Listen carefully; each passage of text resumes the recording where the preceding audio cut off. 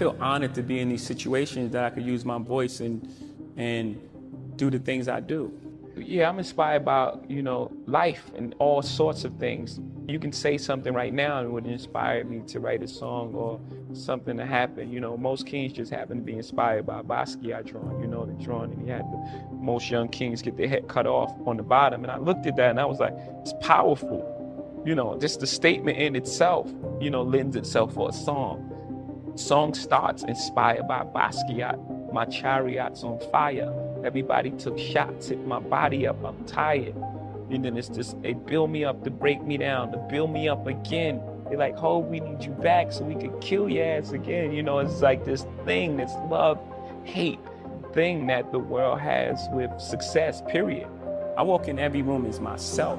I don't walk in any room as anyone else. I'm not cowering, I'm not speaking soft, my voice doesn't change, it sounds exactly the same way. I'm walking as myself and proud, and I speak for us, and that gives me a joy. I'm honored to be in those rooms, and so yes.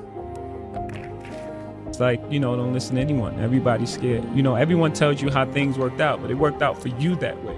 So don't listen to anyone because their experience is unique to who they are. Mm-hmm. You know what I mean? And then a lot of people will try to put their fears on you. You can't do that. No, you can't do it. Right. You know what I'm saying? So they just projecting, they're putting things that they don't believe that they can do on you.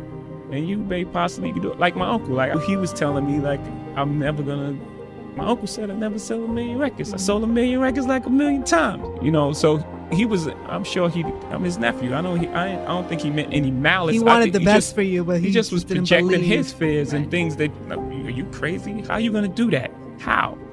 I'm sure there's things that I do now that he can't believe that I was able to accomplish. He couldn't even see it at the time. So he was just projecting, putting his fears on me. So the whole thing is just, and always believe you're great, even before anybody else believes.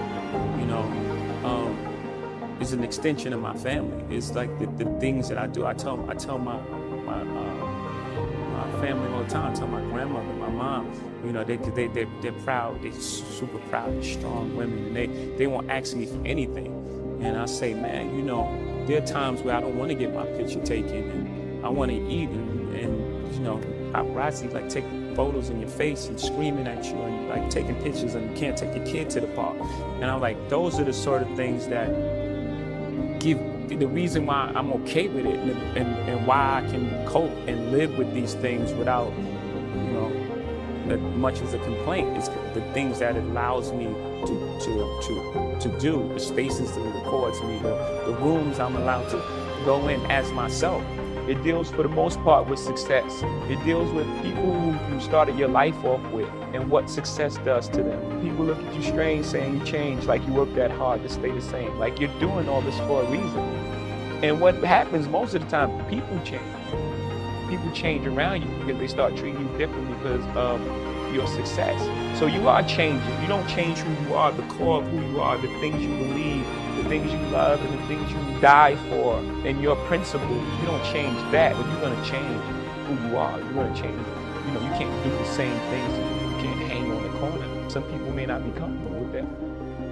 And then it deals with the other side of success, how people look at you when you're successful.